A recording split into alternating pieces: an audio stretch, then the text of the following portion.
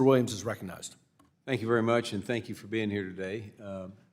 Over the past few years, businesses across the country have struggled to maintain necessary inventory due to global supply chain constraints.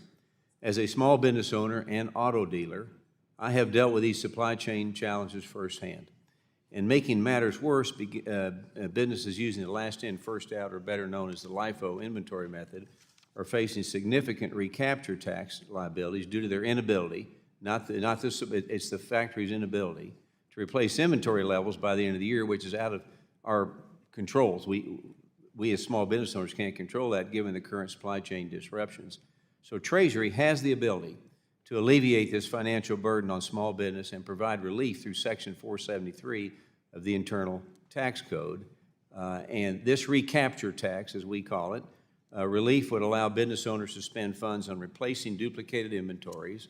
They wouldn't have to be laying people off. They could invest in their employees and maintain business operations instead of succumbing to unexpected tax burdens from uncontrollable inventory shortfall that's totally beyond the ability for the small business owner to control. So while I have been working with my colleagues to pass the Supply Chain Disruption Relief Act, which is the legislative fix to provide the LIFO tax relief, Secretary Yellen, could you explain if the Department of Treasury is really interested in helping Main Street and helping people who have been laid off, that have lost their job, can't pay their bills because of this?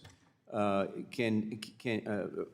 you ready to help provide the LIFO tax relief that you can do through gaining Section 473, which is going to be relief for businesses struggling with global supply chain disruptions that the small businesser cannot control? So it would be great if you could jump in, which we think you have the ability to do, and fix that right now.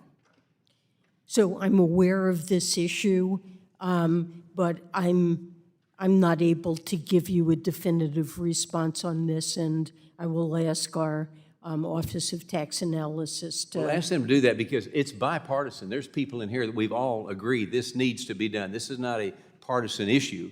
It literally is going to save Main Street. It's going to save small business, and they'll pay tax when they need it and not pay tax when they don't need to. So I would appreciate if you would check into that and maybe get back with us on that. Okay, we'll try to do that. Thank you.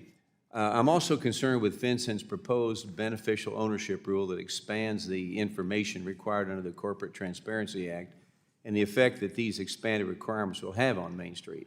The CTA was intended to ensure easy compliance for businesses. However, this proposed rule goes beyond the simple statute and lacks clarity on compliance guidelines. This will impact 32 million small businesses that will be expected to comply come 2024. And Acting Director Das has done little to inform the businesses on the new responsibility of reporting. So when talking to business owners back in my district and frankly all over the country, they've expressed their frustration with the insufficient information coming out of Treasury on how to comply and file returns properly, and they fear they'll be held liable for the non-compliance of the BOI rules. So Madam Secretary, what actions is Treasury taking to educate small businesses like mine in Texas on their upcoming obligations to file beneficial ownership information with FinCEN, and when can we expect FinCEN to lay out a clear plan for engagement? We want to know the rules. So FinCEN is working to finalize the rules that are necessary to make this very important transformative database available, and understand that there are some burdens on small businesses to comply with this, and we'll work with them to provide information that's necessary for them to Well, that's important. Small business comply. wants to comply. It's just like LIFO. We need to know the rules. Let's get it fixed so we can move on. And in the short time that I have, I'll cut my question a little back, but fentanyl is coming across our borders at an alarming rate, flooding our communities and killing thousands of Americans each year and future generations. We know law enforcement has found cartel members working directly with the Chinese money laundering organizations to outsource cartel operations and facilitate movement through the United States. So quickly, Madam Secretary, can you expand on what Treasury is doing to combat China and the role they play in cartel financing?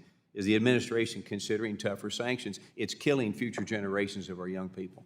We have put in place some sanctions, and we're looking to try to discourage and sanction the provision of precursor chemicals that are critical to the manufacture and sale of fentanyl. To the degree it's a critical Gentleman's time has issue expired. for us. Gentleman's time has expired. The gentleman from Connecticut